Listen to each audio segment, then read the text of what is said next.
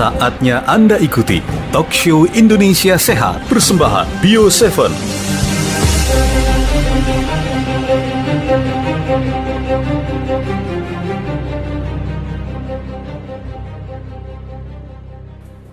Kita kembali lagi di acara Talk Show Indonesia Sehat bersama Bio7.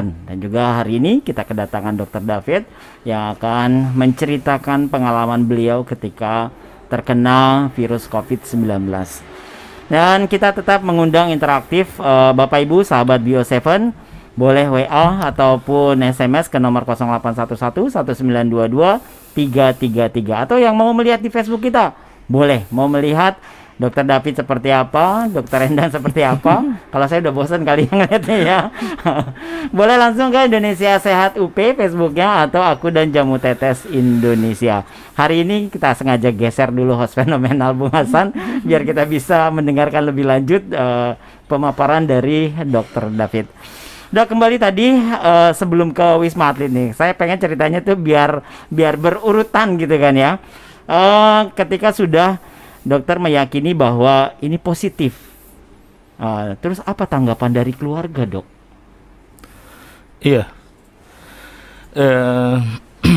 waktu setelah saya kontak ya, 5 hari saya merasakan gejala, mulai demam, batuk, sakit tenggorokan, sakit kepala, sampai beberapa hari kemudian napas saya itu terasa berat sampai sesak ya istilahnya. Sempat saya ukur saturasi oksigen saya itu di bawah 95 ya, sempat sekitar 80-an. Saya sempat pakai sungkup istilahnya untuk menaikkan kadar oksigen saya ya. Sempat sampai segitunya ya. Sempat saya pikir udah kemungkinan terjelek waktu itu ya. Sempat saya hubungi keluarga, istri sudah menangis istilahnya kan, karena corona pada saat itu kesannya memang banyak petugas medis yang sudah berguguran. Iya. Gitu. Iya. Ngeri pada saat itu ya. Ngeri sekali. Ya. Setelah saya merasakan gejala seperti itu ya pikiran saya ya kemungkinan wah sudah terburuk nih gini kan. Saya sudah terkena corona. Ya saya ikut arahan dari rekan saya di IGD bahwa saya harus dirujuk, dirawat. Gitu. Dok, itu yang dirasakan seperti apa sih, Dok, pada saat corona itu menyerang, Dok? Ya selain itu. Tadi napas sesek, panas. Terus apa? Memang udah kesannya tuh karena momok virus 19-nya yang menakutkan, langsung drop, atau memang dokter meyakini bahwa itu penyakit yang luar biasa, beratnya saat itu dihadapin? Iya, karena corona itu kan virus baru ya. Iya. Kita juga belum begitu banyak ya, dari petugas medis juga banyak penelitian yang baru dilakukan, yang sedang dilakukan.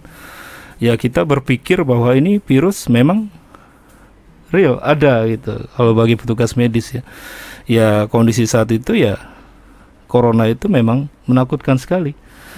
Mungkin sampai saat ini juga ya jangan menganggap corona itu apa? Hal ya enteng gitu. Ya. Memang itu real ada. Dokter kan tadi terkenanya hanya dari pasien yang ditanganin ya. Yang tadi menurut keterangan dokter kan ada 2 pasien yang diperkirakan gitu ya menjadi penular COVID-19 ini ya. Iya. Cuma 2 ya, Dok ya yang terindikasi ya. Yang pada saat itu yang menimbulkan gejala yang saya rasa sih 2. Mungkin yang demam, yang batuk biasa saya rasa sih sudah banyak gitu. Ya karena rekan-rekan saya di Wisma Atlet juga ada berbagai macam profesi ya, bukan hanya kontak ke pasien, pasti mereka juga kontak dengan lingkungan sekitar, ya interaksi sama ya teman sekerja atau apa, bukan karena saya petugas medis yang kontak dengan pasien gitu, Pak. Nah, Dok, ketika sudah dirujuk ke Wisma Atlet, bagaimana fasilitas Wisma Atlet nih, Dok, bagi penderita COVID ini? Kita belum pernah tahu nih. Wisma Atlet kesannya angker ya. Kamarnya gimana kamarnya? Gimana? Saya selalu kontak sama Dokter David. Dokter David lagi ngapain? Kayak kamar kos katanya, Dok. Iya. Kesannya Wisma Atlet ya awal ya. Karena saya awal-awal masuk di sana mungkin masih baru ya. Mungkin penata laksanaannya juga secara medis mungkin masih tambal sulam untuk memperbaiki kualitas pelayanannya ya. Saya rasa pelayanan di sana juga cukup baik ya. Kamar juga mungkin sekelas apartemen itu, Pak. Ya, kamarnya ada 2 bed ya, sekelas apartemen. Ya. Ya, saya cukup bersyukur sih dirawat di sana, diisolasi di Wisma Atlet. Bersyukurnya maksudnya apa, Dok? Dapat tempat yang memadai atau seperti apa nih? Karena pada saat ramenya itu kan susah banget ya, Dok ya, dapat tempat. Maksudnya nggak usah jadi atlet tapi nyampe ke Wisma Atlet. Emang ada keinginan jadi atlet awalnya? Iya, ada. Oh, gitu. Lanjut, Dok. Fasilitas kebersihannya seperti apa, Dok, di Wisma Atlet? Iya, fasilitas kebersihan mereka ada petugas kebersihan ya. Setiap pagi mereka membersihkan lantai, mengangkut sampah-sampah makanan tuh. Kita akan diberikan nasi box tuh 3 kali sehari. Ada snack 2 kali sehari. Awal-awal saya di sana kualitas makanan tuh cukup banyak, Pak. Mungkin setelah berapa minggu ya, maaf ya Wisma Atlet mungkin dananya kurang. Dananya mungkin berkurang ya. Makanan agak nggak sebanyak yang pertama kali saya dirawat. Mungkin pasien bertambah banyak kali di sana ya. Itu. Terus di sana juga hubungan kekeluargaan kita antar pasien itu erat sekali gitu. Erat sekali, jadi kita rasa satu nasib nih istilahnya ya. Itu. Berarti sesama penderita COVID-19 yang dirawat ini masih bisa berinteraksi semuanya, Dok? Masih, kita ada WA group. Jadi setiap saat kita melapor suhu ya, melapor suhu ke perawat yang bertugas di lantai kita dirawat. Itu ada sekitar 32 lantai di Wisma Atlet. Awalnya saya masuk di lantai 8. Itu pasien di screening dulu, Pak. Dari IGD saya di screening, diantar ke lantai 8. Biasanya pasien-pasien baru diperiksa rapid, saya positif. Rapid positif, di screening ulang lagi. IgM IgG-nya atau IgM aja? Saya yang rapid yang 2 itu nggak terlihat IgG IgM-nya. Kemungkinan sih IgM-nya itu positif. Setelah 2 kali rapid saya positif, saya dipindahkan ke khusus perawatan COVID di lantai, pokoknya di atas lantai 20. Saya ditempatkan di lantai 30, Pak. Jadi memang ada perbedaan setiap lantainya ya? Iya. Dengan jenjang mungkin keparahan satu penyakit gitu ya, Dok? Iya. Tingkat keparahan dan positif atau yang bukan positif. Ini untuk menghindari interaktif dengan lantai yang lain juga mungkin ya. Menghindari kontak agar yang negatif ini jangan sampai jadi positif. Dok, kan bisa jadi orang lagi stres terus ditempatkan di Wisma Atlet yang lantainya paling tinggi 30. Apa ada kemungkinan mereka bunuh diri, bisa langsung loncat gitu, Dok? Dengan kondisi ini kan bisa-bisa aja, ngeri, Dok. Iya. Yang saya temui ya, saya sebagai pasien di sana, saya pernah melihat pasien yang Pak Agus cerita ya, itu stres dia. Mungkin karena diisolasi ya, kontak kita terbatas, jauh dari keluarga. Pasien itu teriak-teriak, stres lah. Pokoknya dia minta pulang gitu, Pak.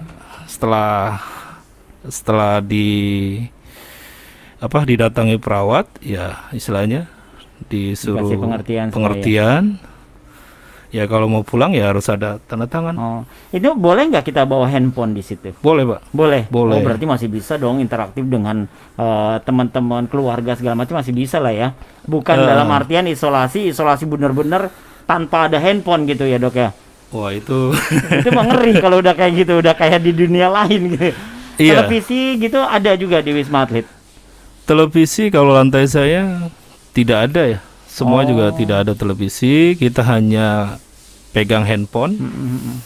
disediakan wifi ya. Wifi ya lumayan kencang sih, itu yang menghibur kita Oh sih. iya, Wifi di sana. Ya lumayan kalau seperti ini. Berapa hari dok di Wisma Atlet itu? Saya sebentar ya, kurang lebih 26 hari Pak. 26 hari, hampir sebulan ya. Ada nggak dari pasien-pasien yang lain yang cuman 1 minggu atau ada yang lebih dari 26 hari dok? Kalau yang 2 minggu itu biasanya pasien yang ODP Pak. ODP kita di screening di sana, di screening negatif, mereka pulang. Karena di Wisma Atlet itu mungkin pasiennya terlalu banyak ya, pemeriksaannya kita menunggu tuh Pak. Kita pemeriksaan swab bisa hasilnya bisa seminggu lebih atau kadang bisa 2 minggu ya. Mungkin terlalu lamanya kita di sana karena menunggu hasil pemeriksaan gitu. Yang saya dengar sih sekarang mungkin sudah banyak perubahan ya, cepat sekarang mungkin. Jadi kalau di Wisma Atlet itu apa yang dilaksanakan dari pemeriksaannya itu dok? Ada terapi-terapi tambahan kah? Atau memang perawatan seperti kondisi pasien-pasien pada umumnya?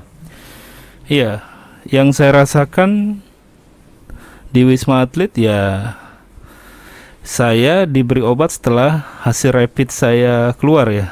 Itu diberikan obat-obatan yang khusus COVID. Diberikan Pak, obat-obatan medis seperti kloroquine ya, antivirus seperti itu diberikan. Kita melapor ke perawat kalau ada keluhan ya bisa divisit sama dokter. Kalau memberat bisa pasang infus, bahkan lebih berat lagi ada ruangan ICU di sana gitu. Udah disiapin ya. Sudah disiapkan. Dok, selama berapa hari dirawat di Wisma Atlet, lalu dokter mendapat kabar dari dokter Endang nih. Nih iya. ada produknya nih setelah berapa lama dirawat di Wisma Atlet nih dok? Iya, kebetulan saya kenal dokter Endang, kita karena satu rumah sakit. Satu rumah sakit, kebetulan dokter Endang mungkin mendengar dari grup, saya dirawat di Wisma Atlet, menawarkan mau nggak dok produk dari Unimax jamu. Saya dalam kondisi ya, istilahnya lagi sesak gitu ya, batuk. Saya bilang iya, saya iakan gitu. Saya iakan, ya dikirim produk ada Bio7 ya? Bio7 ya, Bio7 ada 3 macam ya, Bio7, Moringa sama King Herbal. Herbal King Kunyit. Ya, Herbal King Kunyit. Ya itu setelah ada seminggu di Wisma Atlet. Enggak, baru setelah dapet. 3 hari lah. Oh 3 hari. Oh berarti pas respon dokter langsung Endang ini. pas respon memang dokter Pas Endang. respon ya, wah, luar biasa. Saya sangat berterima kasih sekali. Nah ini sahabat Bio7 semuanya, ketika kita mengalami satu penyakit, jangan nunggu apa-apa lagi, jangan nunggu pertolongannya jauh-jauh. Yang ada yang terdekat, kita sebagai keluarga, kita sebagai teman dekat, harus cepat-cepatnya memberikan support, memberikan dukungan seperti yang dilakukan dokter Endang kepada dokter David. Bagaimana kisah selanjutnya dokter David? Kita akan kembali lagi setelah jeda.